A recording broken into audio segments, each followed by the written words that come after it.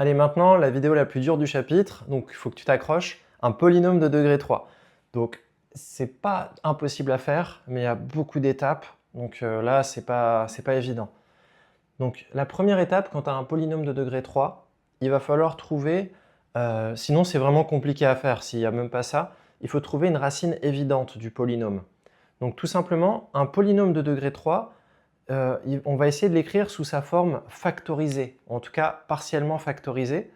Rappelle-toi ce que c'est la forme factorisée d'un polynôme.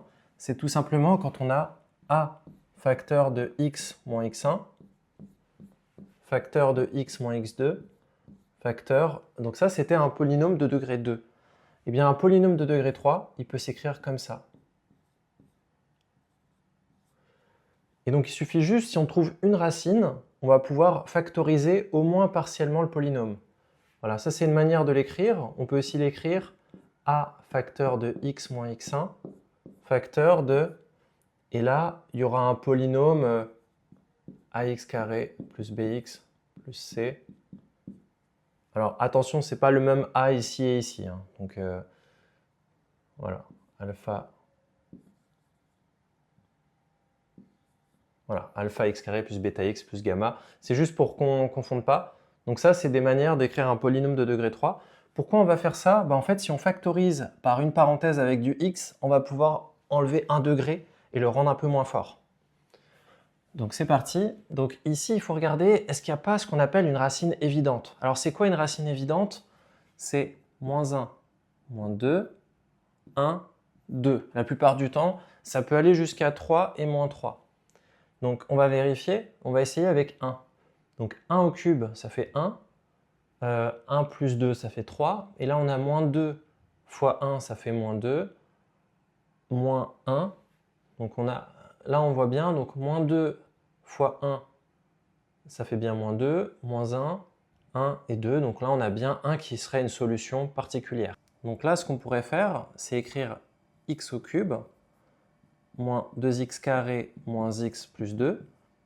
On pourrait dire que c'est aussi égal à donc, x moins une racine, donc ça va faire x moins 1 facteur de un polynôme du second degré qu'on ne connaît pas. Parce que tout simplement, là, on a pris un x qu'on a mis en facteur, donc on a affaibli ce qui reste.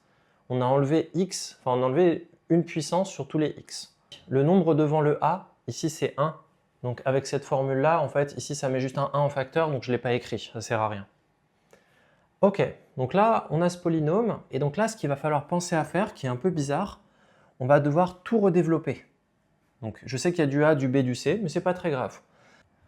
Donc là, maintenant, ce qu'on va faire, on va ranger les x cubes, les x carrés, les x et les nombres.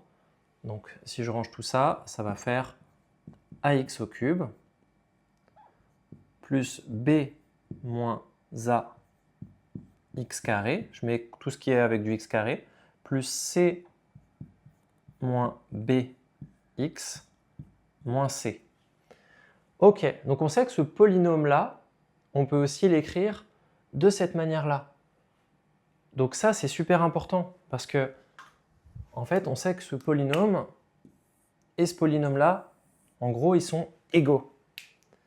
Et donc, ce qu'on va faire, on va faire ce qu'on appelle une méthode par identification. On va essayer de comparer le a qui est ici, par exemple, avec le a qui est là. Le b moins a, ce qu'il y a devant le x carré, avec ce qu'il y a ici. Le c moins b, avec ce qui est censé être là, et le moins c avec ce qui est là.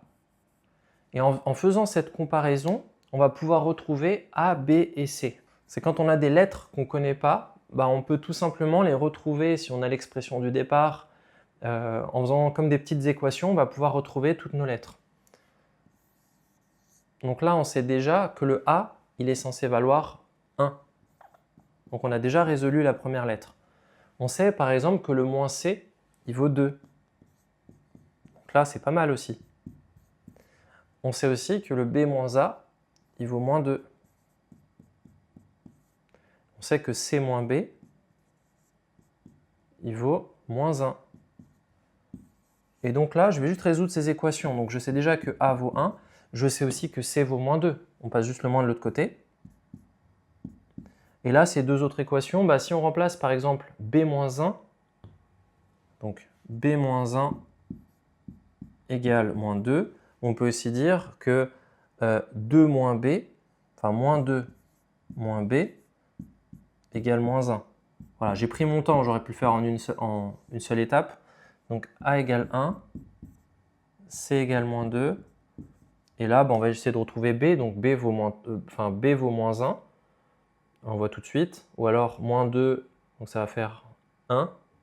Moins b égale 1, donc b égale moins 1. Donc, une fois qu'on a trouvé le a, le b, le c, on va pouvoir les remplacer ici, avec ce polynôme sous sa forme, on va dire, à moitié factorisée. X moins 1, facteur de a qui vaut 1, donc ça fait x carré. B, il vaut moins 1, donc moins x. C vaut moins 2, donc moins 2. Voilà, donc ce polynôme qui est ici, c'est aussi égal à ce polynôme qui est là. Et ça, ça tu sais résoudre, c'est pas un problème, c'est très facile. Donc on sait déjà que ici, x moins 1 égale 0, donc on avait déjà x égale 1. Ça, c'est la première solution. Et ici, on va faire delta. B carré moins 4ac, donc 1 moins 2 fois 4, donc plus 8, égale 9. Donc c'est positif, il y a deux racines. Donc la première racine, x1, c'est moins b, donc ça fait 1, moins racine de delta, moins 3 sur 2a. Donc moins 2 demi, ça fait moins 1. Tiens, c'est exactement la solution qu'on avait trouvée tout à l'heure.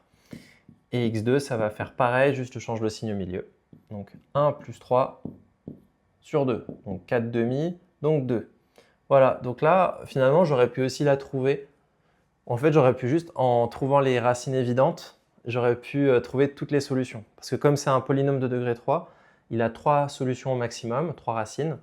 Elles étaient déjà là potentiellement, donc on aurait pu faire l'exo sans s'embêter à faire tout ça. Mais c'est bien de savoir le faire parce que c'est rarement le cas. Ok, donc là on a nos solutions, 1, moins 1, 2, et on a terminé. Bon, j'étais un peu dans mon truc parce que c'était compliqué, il fallait bien faire toutes les étapes. J'espère que c'était clair. Je vais te les réexpliquer rapidement maintenant. Donc, première étape, le polynôme, il est trop compliqué. Donc, on voudrait l'écrire sous une forme partiellement factorisée. Donc, on aimerait trouver une racine évidente pour écrire sous cette forme-là, qui sera plus simple parce que ça fera un polynôme de degré 1 et un polynôme de degré 2. Donc, c'est pour ça qu'on a cherché une racine évidente. En général, c'est soit moins 2, moins 1, 1 ou 2. Ça peut être moins 3 ou 3, mais plus rarement. Donc, j'ai pris le polynôme de l'énoncé, j'ai trouvé que 1 était racine évidente, donc j'ai pu factoriser par x moins une racine évidente, donc x moins 1. Et je savais que dans la deuxième parenthèse, il faut qu'il y ait un polynôme de degré 2 que je ne connais pas. Je redéveloppe tout, et en développant tout, j'obtiens une forme développée avec des x cubes, des x carrés, des x et des nombres que je vais pouvoir comparer avec le polynôme de l'énoncé. Et en faisant ça, ce qui était pratique, c'est que par exemple, il n'y avait qu'une lettre toute seule devant le x au cube, donc on pouvait facilement trouver combien valait le a. Pareil, il y avait une lettre toute seule par rapport à la constante, donc je pouvais directement trouver a et c. Et si je peux trouver a et c, b, avec des petites équations là, une des deux, je peux le trouver b sans problème. Je voyais même que les deux équations donnaient le même b, donc c'est bon, je ne m'étais pas trompé. Donc une fois que c'est fait, je peux écrire mon polynôme enfin sous sa forme partiellement factorisé avec le x-1 en remplaçant avec le a, le b, le c, donc qui sont là. Voilà, ça c'était le a, le b, le c qu'on a trouvé. Voilà. Et donc une fois que c'était fait, j'avais un polynôme comme on sait déjà faire, donc avec juste un produit de facteurs, un produit nul. Donc là on voyait x égale 1 qu'on avait trouvé, on faisait delta, on trouvait les racines et on avait bien nos 3 solutions. Donc c'est un peu long, n'hésite pas à refaire, je t'en donnerai d'autres au cas où pour que tu puisses avoir un deuxième exemple, mais c'est ça en termes d'étapes, c'est à ça qu'il faut penser.